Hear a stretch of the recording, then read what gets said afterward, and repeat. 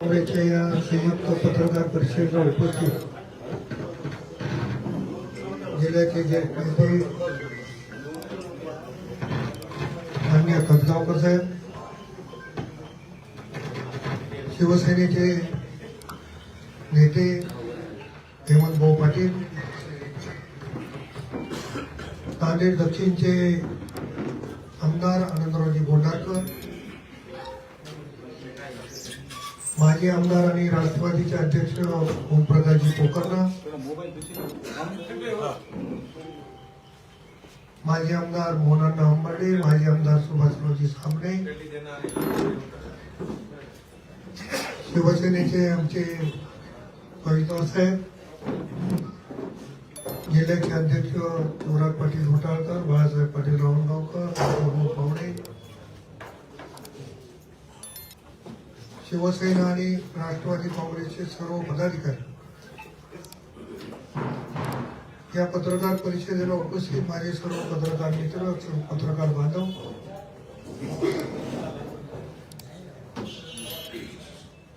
निवडणुकीच्या पार्श्वभूमीवर शिवसेना आणि राष्ट्रवादी काँग्रेसने आपल्या सर्वांना या ठिकाणी निमंत्रित केलं. आपण आलात, सर्वांचे या ठिकाणी स्वागत करतो.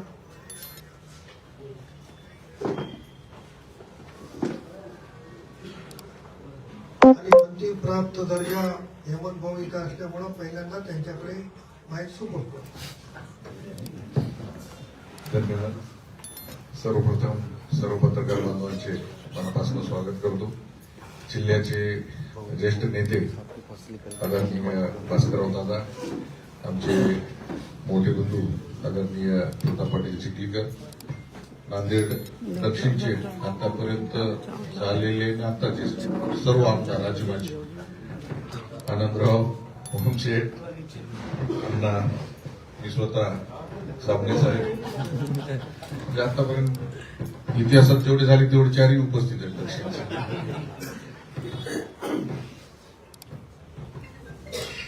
आज एक नांदेड मधल्या नागरिकांच्या दृष्टीने अतिशय महत्वाचा असा दिवस आहे आणि गेल्या 60-70 वर्षापासून नांदेड नगरपालिका ते नांदेड वाघाळा महानगरपालिका यांच्या ताब्यात होती आणि नांदेड शहरामध्ये काय काय झालंय, नांदेड शहर कसं आहे याच्या संदर्भामध्ये ही निवडणूक अत्यंत महत्वाची आहे. आणि या टप्प्यावर नांदेड दक्षिणमध्ये एक भूमिका आदरणीय प्रताप पाटील चिखलीकर साहेब, ओमशेठ असतील, पोकर्णा यांनी सगळ्यांनी एक भूमिका घेतली. दादांनी पाठिंबा दिला, सामने साहेब होते, अण्णा होते.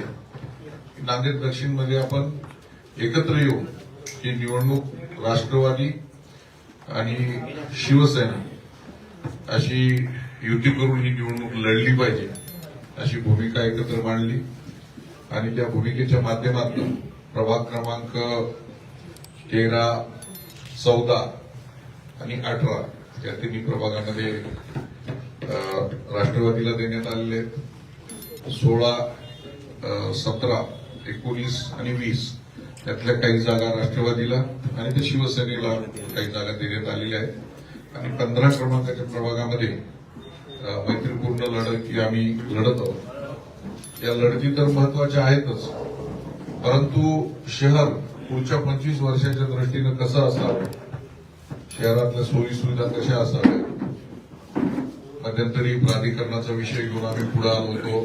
माननीय एकनाथ शिंदे साहेबांच्या नेतृत्वाखाली बैठकी लावण्यात आलेली होती, परंतु प्राधिकरणाला माननीय अशोक चव्हाण साहेब आणि काही लोकांनी विरोध केला, त्याच्यामुळे त्यावेळेस प्राधिकरण होऊ शकलेलं नाही. काल भाजपचा जाहीरनामा आपण बघितला असेल. त्या जाहीरनाम्यामध्ये इंदोर पॅटर्न आणि कालच्या वृत्तपत्रामध्ये बातम्या वाचल्या की 7 लोक दूषित पाणी पिल्यामुळं तिथं 14 झाले. पहिल्या दिवशी 7 होते, आता दुप्पट झाले. तर ते पॅटर्न आता इथं आणू नका. नांदेडकरांना पहिलेच आपला पॅटर्न माहित आहे सगळा, तर तो पॅटर्न आता परत इथं आणून आमच्या काय नांदेडकरांचे जीव घ्यायचे आहेत का? तर हा विचार करून आम्ही सगळेजण लोकप्रतिनिधी आहेत, नांदेडवर प्रेम करणारी माणसं आहेत आणि सगळीजण नांदेडमध्ये राहणारी माणसं आहेत. आम्ही काही 15 दिवसाला सॅटर्डे संडे येऊन आपलं उद्घाटन करायचं, पुन्हा 15 दिवस जायचं, अशा पद्धतीचा कोणीही इथं नेता नाही. 24/7 लोकांमध्ये राहणारे लोक आहेत, म्हणून हे काय विचाराने आम्ही एकत्र आलेलो आहोत. त्यासाठी पत्रकार परिषद बोलवलेली आहे. मनापासून आपलं स्वागत.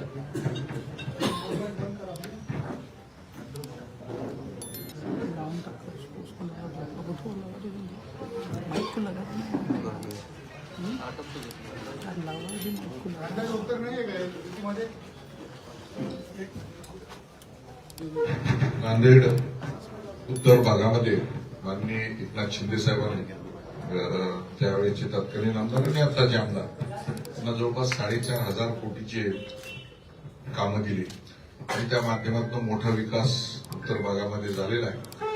त्यावेळेस त्यांनी इच्छा व्यक्त केली की या कामांच्या माध्यमातून मी लोकांच्या पुढे जाणार आहे आणि स्वबळावरती उत्तरमध्ये लढणार आहे. त्यामुळं ते स्वबळावर लढत आहेत. भाजप आल्याबरोबर युतीने आणि राष्ट्रवादी बरोबर.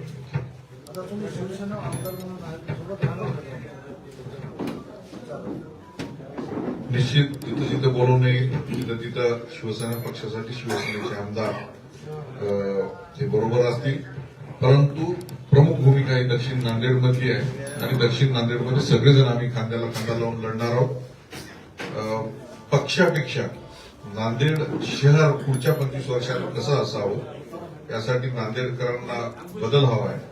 नांदेडकरांना त्यांच्या ज्या सार्वजनिक वापराच्या जागा होत्या त्या सार्वजनिक वापराच्या जागा वाचवणं नांदेडकरांसाठी अतिशय आवश्यक आहे.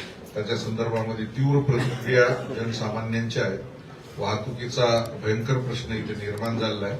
या सगळ्या प्रश्नावरती आम्ही एकत्र आलेलो आहोत. त्याच्यामुळे एखादी 2 जागा राष्ट्रवादीला जास्त आम्हाला कमी असे विषय गौण ठरून शहराच्या विकासाच्या मुद्द्यावर आम्ही एकत्र आलेलो आहोत. किती जागा आहे तुमच्या? नांदेड दक्षिणमध्ये आम्ही 14 जागा आम्ही लढवतो, बाकी जागा राष्ट्रवादी लढवतो. आणि झालेली ही युती बोलणारी नाव आहे असं उत्तरमधले कार्यकर्ता म्हणून बोलले. कोण बोलू? कार्यकर्ते बोलले. कार्यकर्ते म्हणजे असं नाव सांगा. मोगम असं कोणी काही बोलते म्हणून जबाबदार कार्यकर्ते बोलले. नाव सांगा म्हणजे मला उत्तर देता येईल त्याच्यावर. काल कल्याणकर साहेबांची प्रेस झाली, त्याच्या पूर्वीच्या प्रेसला तुम्ही होतात, कालच्या प्रेसला नव्हतात का? बिनसले का तुम्ही? नाही काही बिनसलेलं नाही. तेही आमचेच कार्यकर्ते आहेत, परंतु नांदेड दक्षिण मधले काल विड्रॉल होते आणि मी आणि आनंदराव आम्ही सगळेजण त्या विड्रॉल मध्ये गुंतलेलो होतो. त्याच्यामुळे काल येता आलं नाही आणि ही युती होणं अतिशय महत्वाची होती. त्याच्यामुळे 5 वाजेपर्यंत दादांच्या घरीच आम्ही सगळेजण एकत्र बसलेलो. भाऊ, ज्या ठिकाणी 2 जागा आहेत, समजा शिवसेना आणि राष्ट्रवादी दोन्ही उमेदवार लढवतात, तिथे कसं करणार? आम्ही एकमेकाला पाठिंबा देतो. काही ठिकाणी झालेलं आहे असं, तर त्या ठिकाणी पत्र काढून आम्ही पाठिंबा देत आहोत आणि दोघेही आम्ही बरोबर तिथे प्रचाराला जाऊ. तुम्ही प्रचाराला जाणार आहेत का? नाही सकाळी तिथंच होतो, प्रचारातच होतो. मी आता माझं घर तिथं उत्तरमध्ये, माझं शेत उत्तरमध्ये आणि मी नगरसेवक आहे तिथं उत्तरमध्येच होतो. त्याच्यामुळे कोणाची इच्छा असो का नसो मला उत्तरमधून हालताच येणार नाही. मी कशा कोणाची इच्छा असो का नसो म्हणून मी उत्तरमध्ये आहे. इच्छा कुणाची नाहीये का? तुम्हाला बघावं लागेल, शोधावं लागेल. नाही तुम्ही म्हणले कुणाची असो अथवा नसो. कसं आहे की शहर आपलं आहे, शहर म्हणून आपण काम करतो. आता हे मतदारसंघ आता निर्माण झालेले आहेत, त्याच्यामुळे अशा काही सीमारेषा नाही आहेत. सोबत युती तुटल्याच्या नंतर आघाडी तुटल्याच्या नंतर विपाई आठवणी. खरं म्हणजे तुम्हाला सांगतो की अशोक चव्हाणांना पहिल्यापासून युती करायचीच नव्हती याची जाणीव मला होती. त्याच्यामुळं मी त्यांच्या एकाही बैठकीला चर्चेसाठी कधीही गेलो नाही. परंतु आमचे सन्माननीय आमदार बालाजीराव असतील, सन्माननीय आमदार आनंदराव असतील, हातगावचे सुद्धा आमदार, तिन्ही आमदार 3 वेळा त्यांच्याकडे जाऊन आले. 81 जागा आहेत, त्याच्यातल्या कुठं 6 जागा देतो, 5 जागा देतो असं बोलून जर अपमान करत असतील आणि प्रत्येक वेळेस 3ऱ्या माणसाला चर्चेला पाठवायचे, त्याच्यामुळं त्यांना युती करायची नव्हती हे मला जाणीव होती. म्हणून मी पूर्वीपासूनच आदरणीय चिखलीकर साहेबांशी संवाद साधलेला होता, ओमशेठशी संवाद साधलेला होता आणि शहरामध्ये आता बदल घडवायचा या हिशोबाने आम्ही सगळेजण कामाला लागलो. युती करायची का? हा दिल्लीला आम्हाला आणि तुम्हाला नाही, अशोक चव्हाणांना शिवसेनेबरोबर युती करायची नव्हती, पहिल्यापासून नव्हतं. बालाजी कल्याणकरांचा आता तुम्ही एका उमेदवाराच्या संदर्भात हे श्रीकांत शिंदेचा फोन आला होता अशी चर्चा आहे. तुम्हाला काय माहिती त्या संदर्भात? नाही, बघा, प्रत्येक वार्डामध्ये 3-4 इच्छुक असतात आणि अनेक वेळा ते वरिष्ठांच्या जवळ असतात, संपर्कात असतात, परंतु स्थानिक आमदारांना तिथे राजकारण करायचं असतं. त्याच्यामुळे आमदारांच्या हिशोबाने सर्व उमेदवारी दिल्या गेलेल्या आहेत. एबी फॉर्म सुद्धा दोन्ही आमदारांच्या हातामध्ये दिल्या गेलेले होते, कारण मतदारसंघात त्यांना काम करायचं. तसेच दृष्टीने आमदारांना पूर्ण स्वातंत्र्य शिवसेनेने दिलेलं आहे. तुम्ही सुद्धा त्या उमेदवाराची शिफारस केली होती. नाही, मी कुठल्याच उमेदवाराची शिफारस केलेली नाही, परंतु शिवसेनेचे ज्याला उमेदवारी मिळेल त्याच्या मी प्रचारात असणार आहे. कारण उत्तरमधून दोन शिवसेनेची उमेदवारी मागा घेतली, भाजपने परत गेली, शिवसेनेला धोका नाही का? नाही, निश्चित चुकीचं आहे, काही चुका झालेल्या आहेत. अशा पद्धतीने उमेदवारी देताना तिथं स्वातंत्र्य त्या आमदारांना दिलेलं होतं, त्याच्यामुळे त्यांनी ते तपासून टाकून घ्यायला पाहिजे होतं. बालाजी कल्याणकरांची अशोक चव्हाणांशी वाढती जवळीकता, त्यामुळं आपल्यामध्ये दुरावा निर्माण झाल्याचं बोललं जाते, काय सत्यता आहे? नाही, माझं कायमच अशोक चव्हाणांशी दुरावा आहे पहिलेपासूनच, त्याच्यामुळे कोण जवळ गेला काय आणि दूर राहिला काय मला काय फरक पडत नाही. आमचा जो अजेंडा आहे तो ठरलेला आहे, त्या पद्धतीने चालत राहणार आहोत. शिवाजीनगर प्रभागातून कोणाचे उमेदवार? आम्ही नांदेड दक्षिणसाठी बसलेलो आहोत, त्यामुळे शिवाजीनगर उत्तरमध्ये येतो. उत्तरच्या आमदारांना विचारलं तर राहील याच्या संदर्भात. एकाच शहरामध्ये एकीकडे युती आहे आणि एकीकडे स्वतंत्र आहे. प्रचार करताना अडचण होईल. शहर एक असलं तरी आमदार 2 आहेत, त्याच्यामुळं राजकीय आणि भौगोलिक दृष्ट्या शहराचे 2 पार्ट झालेले आहेत.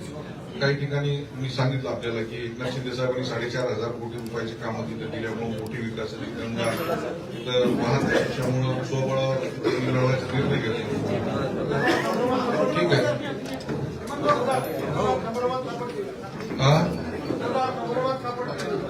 नाही, मतदार प्रत्येक प्रभागाचे वेगळे वेगळे मतदार आहेत. सगळ्या शहराचा एकच मतदार थोडे. 4,500 कोटी रुपये शिंदे साहेबांनी उत्तरमध्ये दिल्याचं आपण सांगताय. काल आमदार कल्याणकर म्हणाले की मला यायला घरापासून प्रेसच्या ठिकाणी निश्चित दक्षिणचे राष्ट्रवादीचे राहतील मंचावर. उत्तर मंत्र्यांनी काय करायचं? उत्तर मंत्र्यांनी काय करायचं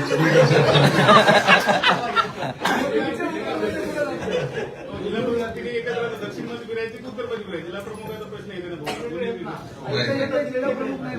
बघा, मतदार तर वेगळे वेगळे आहेत प्रत्येक प्रभागामध्ये.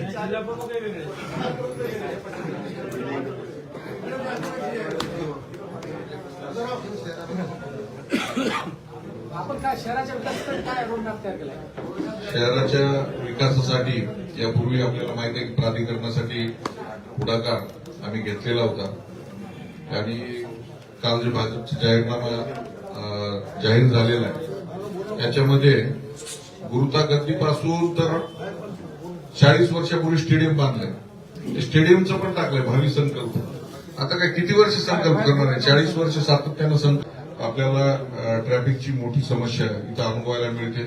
आपण कालच्या पावसाळ्यामध्ये सगळीकडे आम्ही फिरत असताना ड्रेनेज लाईनची जी कामं देण्यात आलेली आहेत तर उलट संडासातून पाणी लोकांच्या घरामध्ये येत होतं, अशी अवस्था सिडको अडकोच नाही. तर मी देगलूर नाका असेल अनेक ठिकाणी 10 ठिकाणी तरी किमान संडासातून पाणी लोकांच्या घरामध्ये येत होतं. कुठल्याही प्रकारच्या तिथल्या ज्या लेवल्स आहेत लेवल्स न घेता इथल्या ड्रेनेज लाईनची कामं करण्यात आलेली आहेत. तर त्या कामांचा सुद्धा पर्दाफाश होणं गरजेचं आहे.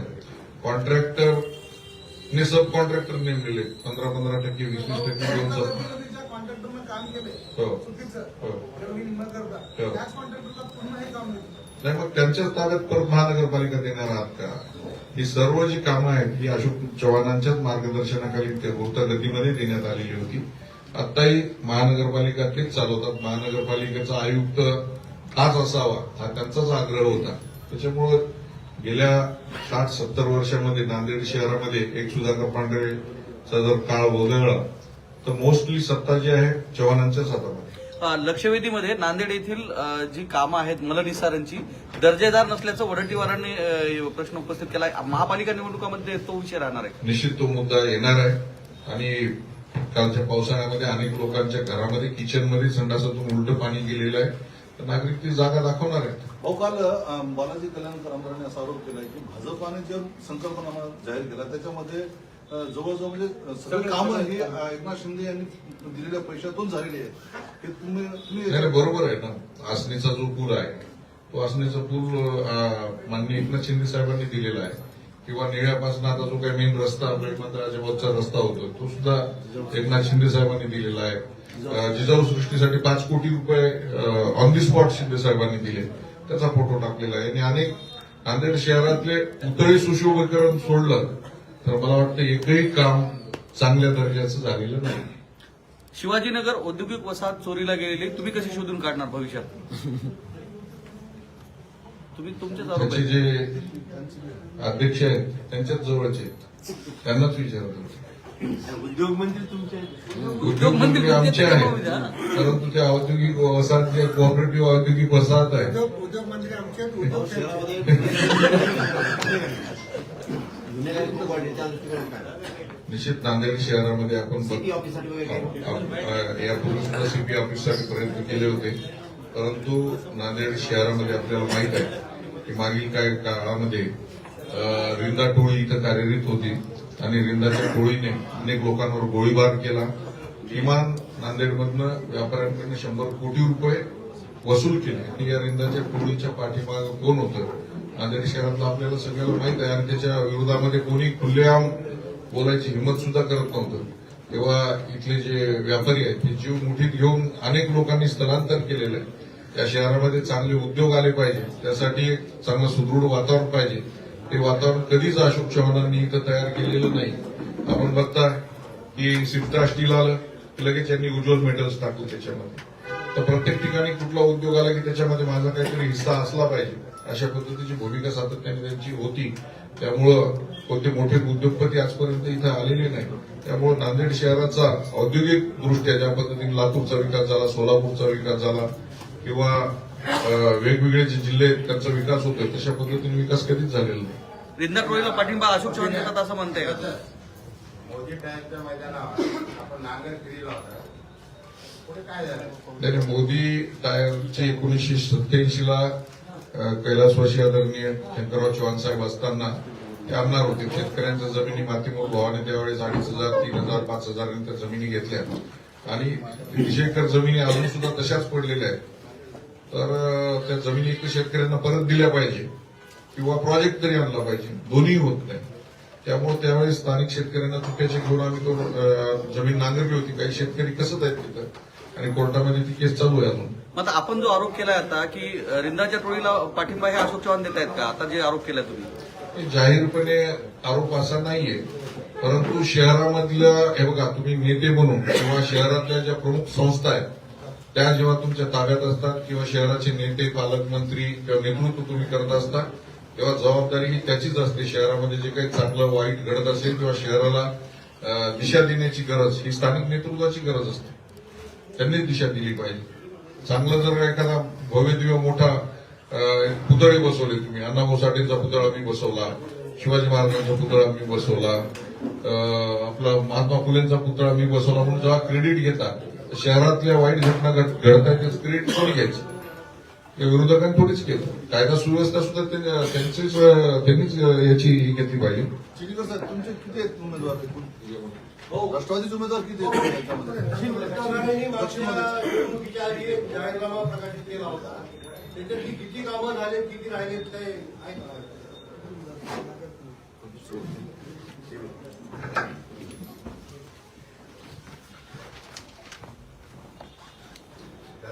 राष्ट्रवादी काँग्रेस आणि शिवसेनेची नांदेड दक्षिणमध्ये युती झालेली आहे. ज्या ठिकाणी काल नामनिर्देशन पत्र वापस घेता आले नाही त्या ठिकाणी आम्ही शिवसेनेला पाठिंबा देऊ आणि शिवसेनेचं राहिलं असेल तर ते राष्ट्रवादीला पाठिंबा देतील आणि राष्ट्रवादी आणि शिवसेना नांदेड दक्षिणच्या पूर्ण प्रभागामध्ये मिळून एकत्रितपणानं काम करेल. शेवटी नांदेड शहर हे वाचलं पाहिजे, नांदेड शहर विकलं जाऊन ही भावना घेऊन आम्ही एकत्रित आलेलो आहोत. आता मुद्दा एकाने कोणी जर उपस्थित केला होता की प्रभाग 8 मध्ये एक असत्य प्रभा नावाचं वर्तमानपत्र निघते आणि त्यांनी छापलं की चिखलीकरांना धक्का. आणखी मला धक्का द्यायला कोणी जन्मल नाही. आम्ही स्वतः त्या प्रभागात आमची मतं घेऊन आमचा उमेदवार आम्हाला थोडासा कमी वाटला म्हणून आम्ही स्वतः काल दादाकडे झालेल्या बैठकीत निर्णय घेतला आणि आमच्या तिन्ही उमेदवाराला आम्ही नामनिर्देशन पत्र मागे घ्यायला सांगितलं. एकाच ठिकाणी नाही तर अनेक ठिकाणी हा प्रयोग आम्ही करण्याचा प्रयत्न केला. शेवटी सत्ता कोणाकडे गेली पाहिजे? नांदेड शहर विकणाऱ्याकडे गेली पाहिजे की नांदेड शहर वाचवण्याकडे गेली ही भावना ठेवली आणि आम्ही विड्रॉल केले. आम्हाला कोणी धक्का दिला नाही, धक्का देऊ शकत नाही. राष्ट्रवादी काँग्रेसने नांदेड आणि दक्षिण उत्तर दोन्ही भागामध्ये 50 उमेदवार आम्ही उभे केलेले. दक्षिण मध्ये शिवसेनेने 16 आणि राष्ट्रवादी काँग्रेसने 17 अशा पद्धतीनं 33 ठिकाणी उमेदवार उभे केले. बाकीचे उमेदवार आमच्या काही भागामध्ये आहेत. शेवटी आमच्या सर्वांचा अजेंडा एकच होता की नांदेड शहराचा विकास झाला पाहिजे. आदरणीय एकनाथराव शिंदे साहेब मुख्यमंत्री असताना मोठ्या प्रमाणावर निधी या शहराला प्राप्त झाला. आता एकनाथराव शिंदे साहेब राज्याचे उपमुख्यमंत्री आहेत, नगरविकास खात्याचे मंत्री आहेत आणि राष्ट्रवादीचे नेते आदरणीय अजितदादा पवार साहेब हे उपमुख्यमंत्री आहेत आणि अर्थ खात्याचे मंत्री आहेत.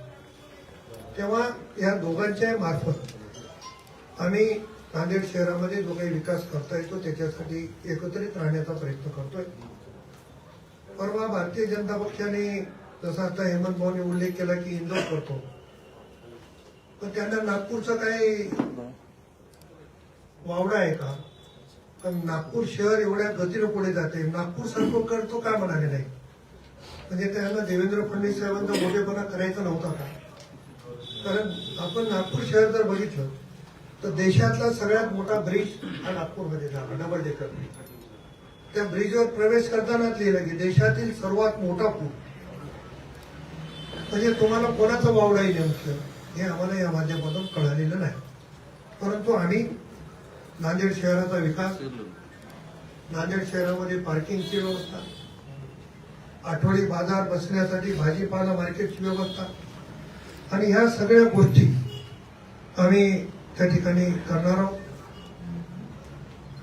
अजेंडा आम्ही सर्व तुम्हाला परत एकदा बोलून या निमित्तानं सांगणार आहोत. आमचे परत सहकारी एकत्र बसू, आमचाही जाहीरनामा आपल्या समोर देऊ. परंतु शहराचा विकास जे काही शहरामध्ये आज बघितलं आपण शहराचं वातावरण काय आणि जो काही महाराष्ट्रामध्ये आदर्श घातला तो परत नांदेडमध्ये आदर्श घालण्याचं काम पूर्वीपासूनच सुरू आहे. पण आता आणखी थेट भूमिका आहे आणि ती भूमिका कुठेतरी थांबली पाहिजे आणि शहराचं वाटोळं झालं नाही पाहिजे ही आमची प्रमुख भूमिका आहे. उत्तरमध्ये काय युती झाली? आम्ही आमचे अध्यक्ष माजी आमदार ओमप्रकाशजी पोकरला हे स्वतः त्यांच्याकडे गेले. परंतु हेमंत भाऊनी जी काही माहिती दिली किंवा त्यांच्या चर्चेमध्ये तेच आलं की ते म्हणाले की मी एवढ्या मोठ्या प्रमाणावर निधी आणला आणि मी पूर्णपणाने ह्या जागा जिंकू शकतो असा त्यांचा आत्मविश्वास झाला. म्हणून त्यांनी स्वबळावर त्यांनी लढवण्याचा निर्णय घेतला. त्यांचंही स्वागत आहे. आमचा पक्ष आहे, आम्हाला आमचे कार्यकर्ते, आम्हाला असं वाटलं की या प्रभागात राष्ट्रवादीची ताकद आहे. त्या प्रभागात आम्ही कार्यकर्त्यांना संधी दिली. सर, प्रभाग क्रमांक 5 मध्ये सोबत करणार आहेत म्हणजे एकमेकाचा प्रचार करणार शिवसेनेचा, राष्ट्रवादीचा शिवसेना. उत्तरमध्ये तुम्ही त्यांच्या विरोधात उत्तरमध्ये ज्या शेवटी अनेक ठिकाणी महाराष्ट्रामध्ये असं घडते की काही ठिकाणी भारतीय जनता पक्ष शिवसेना एकत्र बसली, काही ठिकाणी राष्ट्रवादी भाजप एकत्र बसली, काही ठिकाणी भाजप शिवसेना, जसं काही होतंय तसं जे काही घडामोडी होतात त्या पद्धतीनं निश्चित होईल. दक्षिणमध्ये आम्ही सर्व एकत्रितपणाने काम करू. उत्तरमध्ये शिवसेनेची जिथे आहे तिथे शिवसेनेची करते, राष्ट्रवादीची घेते राष्ट्रवादीची. तर प्रभाग क्रमांक 5 मध्ये 2 उमेदवार आहेत, कसं लढणार? कुठे प्रभाग क्रमांक 5 मध्ये प्रभाग क्रमांक 5 सेनाची बी आहे आणि तुमची बी आहे. प्रभाग क्रमांक सांगितले तर मैत्रीपूर्ण लढत होईल. आता जसं आम्ही 8 नंबरमध्ये आम्ही होऊन आम्हाला कोणी सांगितलं नाही विड्रॉल करा किंवा हे धक्का तंत्र वगैरे म्हणतात ते धक्का बिक्का काहीच नाही. आम्ही स्वतः आमच्या उमेदवाराला सांगितलं की आपण माघार घ्या, आपला विचार पक्षस्तरावर आम्ही निश्चितपणाने करू. पण काय होते, अशा बातम्या चुकीच्या आल्या ते चिटोरी कोणी वाचत नाही ती गोष्ट वेगळी, परंतु उमेदवाराच्या बद्दल गैरसमज मोठा होतो की मग यांनी काहीतरी घेतलं का, येऊन नामनिर्देशन पत्र मागे घेतलं का. तर अशा पद्धतीचा कार्यकर्त्याच्या बद्दल भ्रम निर्माण करणं हे देखील चुकीचं आहे. काल आम्ही दादांच्या घरी बसलो, आमची चर्चा झाली, तर 8 मध्ये आपण आपला उमेदवार कमजोर आहे मग तिथं शिवसेनेला मदत करता आली पाहिजे या भावनेनं आम्ही तिन्ही उमेदवारांनी माघार घेतलेली आहे. एकाच प्रभाग 5 मध्येच नाही, प्रभाग 1 मध्ये आमचे उमेदवार आहेत, प्रभाग 2 मध्ये आहेत, प्रभाग 3 मध्ये आहेत, प्रभाग 5 मध्ये आहेत. तिथं मैत्री कोणाला लढू. ते बिलोली मॅटर नांदेडमध्ये आलाय, त्याचं काय प्रतिक्रिया? आमची प्रतिक्रिया देण्यापेक्षा मी मागे एकदा बोलताना सांगितलं की आता हिरवा भाजप देखील निर्माण करायचं काम खालच्या देगलूर नाका परिसरामध्ये सुरू आहे आणि लोकांनी ते पूर्णपणे ओळखलेलं. आणि आता 13 प्रभागामध्ये जाऊन कार्यालयाचं उद्घाटन करून आलो. वातावरण लोकांना कळायला लागलं की कोण कोणाचा उमेदवार आहे, कोण कोणाचा उमेदवार आहे. 50 लाख रुपये घेतले म्हणून आरोप लावले हा? जातात. 50 लाख रुपये त्याच्यावर बाबा त्याच्यावर मी खुलासा करण्याची गरज नाही. आरोप आमच्यावर नाही, यांनी ज्यांच्यावर आरोप केला त्यांनी त्याचा खुलासा केला. सर, आपण हिरवा भाजप म्हणतात. अशोक चव्हाणांची व्हिडिओ ऑडिओ क्लिप व्हायरल होतीये. महायुतीतील पक्षांना मुस्लिमांच्या मतांची गरज राहिली नाही का? आता याचा विचार खरं तर माझी तुम्हाला आग्रहाची विनंती राहणार आहे, तुम्ही देखील तुमची भूमिका सत्याच्या बाजूला ठेवली पाहिजे. 50 वर्ष मुस्लिमांच्या मतावर राज्य केलं, मग आज मुस्लिमांच्या मताचं वावलं याचं कारण काय? मी देखील भारतीय जनता पक्षामध्ये होतो, भारतीय जनता पक्षाचा खासदार होतो. लोहा नगरपालिकेमध्ये 2 मुस्लिम समाजाला उमेदवारी दिली, निवडून आणलं, गट नेता केलं. मला कधी कोणता भाजपचा नेता असं म्हणाला नाही की तुम्ही मुस्लिमांना डोकं धरू नका. पण यांना काय भीती वाटते, म्हणजे आपण भाजपमध्ये काय गेलो याचा आणखी खुलासा तर केलाच नाही. माझी आपल्या माध्यमातून परत एकदा विनंती आहे अशोकरावांना की त्यांनी भाजपमध्ये काय याचा खुलासा जरी केला तर मग ते सोयीच होईल. महापौर कोणाचा बसणार? महापौर अशोकराव असे बोलले की मी प्रताप पाटील चिखलीकर म्हणजे कोण चिखलीकर? मी सांगतो कोण चिखली करायचे ते सांग.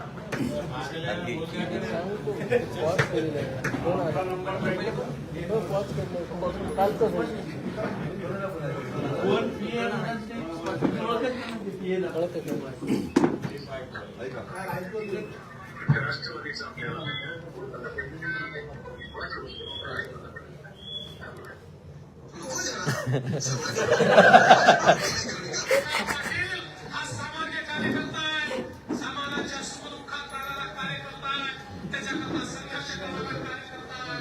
मला विश्वास आहे नांदेडची जनता त्याच्या पाठीशी मिळणार आहे. का ते लीडर नाही आहेत? अशोकराव लीडर नाही आहेत, अशोकराव डीलर आहेत.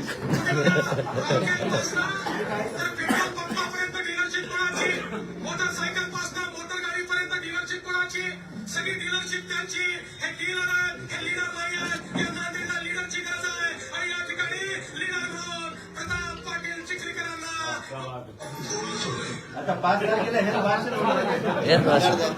आता लीडर म्हणजे मला ओळखायची त्यांनी गरज आहे का या क्लिपवरून तुम्हाला कळालेलं आहे. लावण्याचे व्हिडिओ होणार आहे का? मी व्हिडिओ व्हायरल करायची गरज नाही. आज सोशल मीडिया पुढे गेला आहे. त्याच्यामुळे मला करायची गरज नाहीये. काल तुमच्या घरी माधव भंडारी आले होते. ती राजकीय होती का वैयक्तिक स्वरूप? माधव भंडारी आपल्या घरी आले होते, ती राजकीय होती का वैयक्तिक स्वरूपाची? तेव्हा असं आहे का की कोणी कोण्या पक्षात काम करू नये किंवा कोण्या पक्षात काम करतो म्हणून कोणाचे संबंध असूच नाही असं आहे? आपल्या महाराष्ट्राची संस्कृती आहे की कुठलाही पक्ष असेल, कुठली जात असेल, कुठलाही धर्म असेल, त्या पक्षाचा सन्मानाने आला तर त्याचं स्वागत केलं पाहिजे. आता समजा एखाद्या पक्षाचा कार्यकर्ता दादांच्या घरी गेला, उदाहरण देतो, घरी आल्यावर त्यांना सन्मान करावाच लागेल. मी तर त्यांना माझ्या कन्याने निमंत्रण दिलं होतं, माझं तर कर्तव्य आहे. आजही माझी कन्या भारतीय जनता पक्षात काम करते हे सगळ्यांनाच माहिती. पण त्याच्या अगोदरपासून माधव भंडारीचे माझे काही संबंध आहे. मी 6 वर्ष भारतीय जनता पक्षात काम केलं. त्याच्यामुळे आम्ही निमंत्रण दिलं, निमंत्रणाचा स्वीकार करून त्याने त्याचं स्वागत करणं हे माझं कर्तव्य आहे. नाही, राजकीय चर्चा काही झाली नाही. काही कानमंत्र दिला असेल तुम्हाला, काही कानमंत्र दिला असेल. राजकीय चर्चा काही नाही. ओटून घेतो. नांदेड महापालिका आज 650 कोटीच्या कर्जात डुबलेली आहे. तर या महापालिकेला आर्थिकदृष्ट्या वर आणण्यासाठी काय प्लॅन आहेत आपले? नाही, आम्ही तेच सांगितलं की या संदर्भातली सगळी माहिती आपल्याला देऊ. पण हे त्या जाहीरनाम्यात छापलं असतं की होय हा आदर्श आम्ही केला तर त्याचं आणखी स्वागत झालं असतं ना. जसं हेमंत भाऊन सांगितलं की हे काम केलंय, पण ते नेमकी कामं कोणाच्या काळात झाली ते तर कळू द्या. भारतीय जनता पक्षाच्या काळात झाली का काँग्रेसच्या काळात झाली? छत्रपती शाहू महाराजांचा पुतळा कोणी बसवला, कोणाच्या काळात बसला? तुम्ही ज्या पक्षात काम केलं त्या पक्षाचं क्रेडिट काहीच नाही का? तुम्हाला ज्या पक्षाने एवढं मोठं केलं त्याचं क्रेडिट काहीच नाही का? लोक आता ओळखायला त्याच्यामुळे त्यांनी काही बोलले तर लोक चांगलं ओळखून आहे. तुमची लढत जे आहे त्या भाजपची आहे का अशोक चव्हाणची? हा? तुमची आता जी लढत आहे भाजपची आहे का अशोक चव्हाणची? ते पहा, भारतीय जनता पक्षाच्या संदर्भानं बोलण्या इथपर्यंत मी मोठा नेता नाही.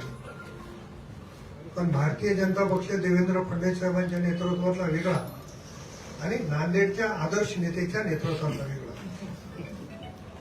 हे तर भाजप नाहीच आहे. म्हणून लढाई कोणाच्या विरोधात नाही तुम्हाला माहिती आहे. तर वैयक्तिक कोणाच्या विरोधात लढायची करायचा काही प्रश्न नाही. आम्ही आमचे विचार, आमचा पक्ष सेक्युलर आहे, आम्ही आमचे विचार घेऊन लोकांच्या समोर जातो. साहेब, ज्या संकल्पनाम्याबद्दल म्हणजे भाजपने राज्य आणि केंद्र सरकारचा त्या संकल्पनाम्यात उल्लेख केलाय, परंतु त्याच्यामध्ये मुख्यमंत्र्याबद्दल त्यांचा फोटोही छापला नाही किंवा त्यांच्याबद्दल 4 ओळी लिहिलेल्या नाहीयेत. कोणाच्या? भाजपने मुख्यमंत्री देवेंद्र फडणवीस बद्दल 4 ओळी मी तर तो जाहीरनामा बघितला नाही, पण मला असं कळलं की सगळे पानं हे केंद्राच्या आणि राज्याच्या योजना काय आहेत आणि शेवटच्या पाण्यावर हे सगळे पुतळे उभा केलेले आहेत. तर शेवटच्याच पानावर मला म्हणायचे की कोणी केले, कोणाच्या काळात झाले? भारतीय जनता पक्षाची सत्ता असताना झाले का काँग्रेसची सत्ता असताना झाले? मग क्रेडिट कोणाचं? मी पण 5 पक्ष बदलून आलो. आता भाजपच्या काळात केलेलं प्रताप पाटलांनीच केलंय, मग मला पाठिंबा दिलेल्या ज्या मंत्र्यांचं काम आहे ते काहीच नाही का? मी 5 वर्षामध्ये जी कामं केली ते 25 वर्षात आदर्श नेत्याला करता आले नाही. पण माझ्या पाठीमागं भाजप नेत्याची ताकद होतीच ना. महानगरपालिका निवडणुकीत मला असं वाटते की या जे काही अशा छोट्या मोठ्या बातम्या येऊन कार्यकर्त्याला बदनाम करण्याचा जो काही प्रयत्न आहे तो प्रयत्न अशा चिटोरी वर्तमानपत्रांनी थांबवलं पाहिजे. त्याच्यामुळे कार्यकर्त्याची बदनामी होते आणि आमचे जे कार्यकर्ते आहेत आजही ठाम आहेत. आता प्रभाग क्रमांक 19 मध्ये आमचे 4 उमेदवार आहेत. आमचा निरोप जायला त्यांना उशीर झाला, परंतु त्यांना आम्ही बोलवून गेला आणि त्या ठिकाणी शिवसेनेच्या 4 उमेदवाराला आम्ही पाठिंबा दिलेला. त्याच्यामुळे आम्ही तसं पत्रक काढू, पण आमच्यामध्ये दक्षिणमध्ये कुठल्याही जागेवर अजिबात गैरसमज नाही. आपल्या सर्वांना विनंती आहे की आपलं सहकार्य आजपर्यंत 1990च्या दशकापासून मला सहकार्य मिळत आलं, सर्वांना सहकार्य मिळत आलं. तीच भूमिका आपली सहकार्याची या पुढे राहावी अशा पद्धतीची अपेक्षा व्यक्त करू. महाविकास आघाडीवर आपण अन्याय करता असं वाटत नाही का? त्याचं नाव नाही, विरोध नाही, काहीच नाही. अरे मग कोणाला आम्ही विरोध करण्यात आताही कोणाला आम्ही विरोधासाठी बोललोच नाही, पण जो काही आदर्श आहे तो तर सगळ्यांच्या समोर मांडणं आवश्यक आहे. सर, आदर्श विरुद्ध ही निवडणूक आहे का? आदर्श विरुद्ध तुमची लोक ठरवतील ते काय करायचं. आदर्श आहे काय, हिरवा भाजप आहे का, सोयीप्रमाणे आहे, त्यांच्या ज्या काही भूमिका आहेत, कोणती आघाडी आहे ते लोक ठरवतील. आणि लोकांना जर नांदेड वाचवायचं असेल तर भाजप मुक्त नांदेड केलं पाहिजे अशी अपेक्षा आहे.